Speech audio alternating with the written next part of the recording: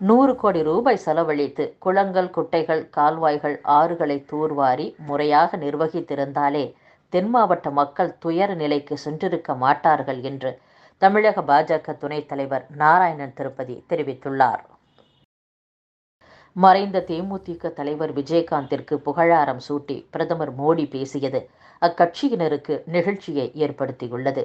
திருச்சியில் நேற்று நடந்த விமான நிலைய புதிய முனையம் திறப்பு விழாவில் பிரதமர் மோடி பங்கேற்றார். அதில் பேசிய பிரதமர், சினிமாவிலும் அரசியலிலும் கேப்டனாக திகழ்ந்தவர் விஜயகாந்த். அரசியல்வாதியாக தேசிய நலனை அவர் முன்னிறுத்தினார் என்றும் புகழாரம் சூட்டினார்.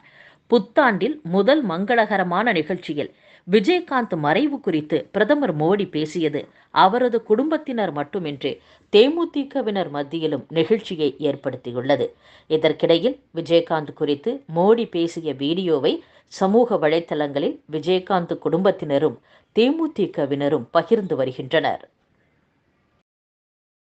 அயோத்தி ராமர் கோவில் திறப்பு விழாவிற்கு முன்னதாக அது குறித்து டெல்லியில் நடக்கவுள்ள மிக முக்கியமான ஆலோசனை கூட்டத்திற்கு ஒவ்வொரு மாநிலத்தில் இருந்தும் 2 பிரதிநிதிகளை அழைக்க பாஜக மேலிடம் முடிவு செய்துள்ளதாக கூறப்படுகிறது.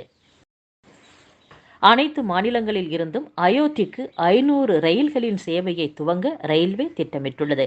இதற்கான வழித்தடங்களை தேர்வு செய்யும் பணி நடைபெற்று வருவதாக ரயில்வே அதிகாரிகள் தெரிவித்துள்ளனர். தமிழகத்தில் நடைபெறவுள்ள கேலோ இந்தியா போட்டிகள் நிறைவு விழா நிகழ்ச்சியில் பங்கேற்க பிரதமரை சந்தித்து அமைச்சர் உதயநிதி ஸ்டாலின் அழைப்பு விடுக்கவுள்ளார். நடப்பாண்டிற்கான கேலோ இந்தியா விளையாட்டுப் போட்டிகள் ஜனவரி 19ஆம் தேதி முதல் 31ஆம் தேதி வரை தமிழகத்தில் நடைபெறவுள்ளன. இதற்காக அமைச்சர் உதயநிதி ஸ்டாலின் இன்று டெல்லி சென்றுள்ளார். பிரதமரை தொடர்ந்து மத்திய விளையாட்டுத்துறை அமைச்சரையும் சந்தித்து உதயநிதி ஸ்டாலின் அழைப்புதல் வழங்கவுள்ளார். சொத்து வரி பெயர் மாற்றத்திற்கான கட்டணத்தை உயர்த்தும் முடிவை தமிழக அரசு கைவிட வேண்டும் என்று அதிமுக பொதுச் செயலாளர் எடப்பாடி பழனிசாமி தெரிவித்துள்ளார். மகளிர் உரிமைத் தொகை திட்டத்தை தொய்வின்றி செயல்படுத்தும் வகையில் தமிழக வருவாய்த்துறையில் துணை வட்டாட்சியர் நிலையிலான 323 புதிய பணியிடங்கள் உருவாக்கப்பட்டுள்ளதாக வருவாய் மற்றும் பேரிடர் மேலாண்மைத்துறை செய்தி வெளியிட்டுள்ளது.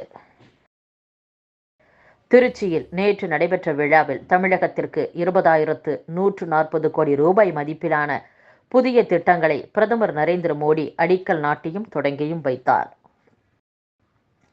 JN1 வகை கொரோனா தொற்று பாதித்தோர் 4 நாட்களில் குணமாகி விடுவதால் பொதுமக்கள் அச்சமடைய தேவையில்லை என்று மக்கள் நல்வாழ்வுத்துறை அமைச்சர் மா. சுப்பிரமணியன் தெரிவித்துள்ளார். பாஜகவின் தற்போதைய 10 ஆண்டு கால ஆட்சியில் தமிழகத்திற்கு 2.5 மடங்கு கூடுதல் நிதி வழங்கப்பட்டுள்ளதாக பிரதமர் நரேந்திர மோடி தெரிவித்துள்ளார். தூத்துக்குடி துப்பாக்கிச்சூடு சம்பவத்தில் தொடர்புடைய காவல் அதிகாரிகள் மீது துறை ரீதியான நடவடிக்கைகள் எடுக்கப்பட்டுள்ளதாக தமிழக அரசு தெரிவித்துள்ளது. திருச்சியில் பிரதமரை சந்தித்த போது தமிழக மக்கள் சார்பாக கோரிக்கைகள் முன்வைக்கப்பட்டதாக முதலமைச்சர் மு. ஸ்டாலின் தனது எக்ஸ் தளத்தில் பதிவிட்டுள்ளார்.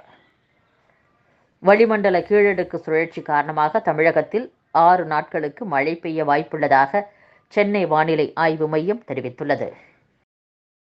புதுச்சேரி காவல் நிலைய வளாகத்தில் உதவி சார்பு ஆய்வாளர் வீரபத்ரன் நேற்று காலை தூக்கிட்டு தற்கொலை செய்து கொண்ட சம்பவம் அதிர்ச்சியை ஏற்படுத்தியுள்ளது. உடுமலை அருகே உள்ள முக்கோணம் கிராமத்தில் தனியாருக்கு சொந்தமான நூற்பாலையில் பயங்கர தீ விபத்து ஏற்பட்டது. இதில் பல கோடி ரூபாய் மதிப்புள்ள பொருட்கள் எரிந்து சாம்பலாகின. அரிசி குடும்ப அட்டைதாரர்களுக்கு பொங்கல் பரிசு தொகுப்பு வழங்க அரசாணை வெளியிடப்பட்டுள்ளது. இதற்காக 238 கோடி ரூபாய் நிதி ஒதுக்க ஆணை பிறப்பிக்கப்பட்டுள்ளது. ஆங்கிலேயர் ஆட்சியை எதிர்த்து போரிட்ட வீரபாண்டிய கட்டபொம்மனின் 264வது பிறந்த நாள் இன்று கொண்டாடப்படுகிறது. இதையொட்டி அரசியல் கட்சி தலைவர்கள் பலர் கட்டபொம்மனை போற்றியும் அவரது வீர தீர செயல்களை நினைவு கூர்ந்தும் வருகின்றனர்.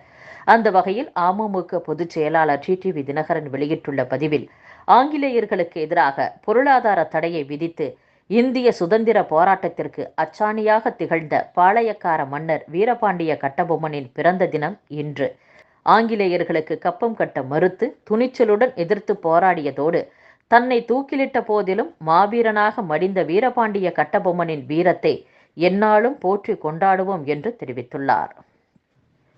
கடந்த 2011ஆம் ஆண்டில் சீனர்கள் சிலருக்கு நுழைவு இசைவு வழங்க லஞ்சம் பெற்ற குற்றச்சாட்டில் சட்டவிரோத பண பரிவர்த்தனை தடுப்பு சட்டத்தின் கீழ் பதிவு செய்யப்பட்ட வழக்கு விசாரணைக்காக காங்கிரஸ் எம்பி கார்த்திக் சிதம்பரம் டெல்லியில் அமலாக்கத்துறை முன்பு நேற்று ஆஜரானார்.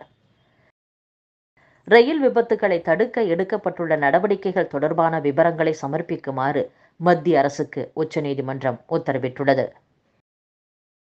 நாடாளுமன்ற தேர்தல் செலவுகளை எதிர்கொள்ளவும், நாட்டில் நிலவும் வேலையில்லா திண்டாட்டம், விலைவாசி உயர்வு போன்றவற்றை எதிர்த்து மக்களுக்காக போராடவும் நாட்டுக்காக நன்கொடை என்ற பிரச்சார இயக்கத்தை காங்கிரஸ் சமீபத்தில் துவக்கியது. கடந்த 2 வாரங்களில் இதுவரை 10 கோடி ரூபாய் பொதுமக்களிடம் இருந்து காங்கிரஸ் நன்கொடை வசூலித்ததாக தகவல் வெளியாகியுள்ளது.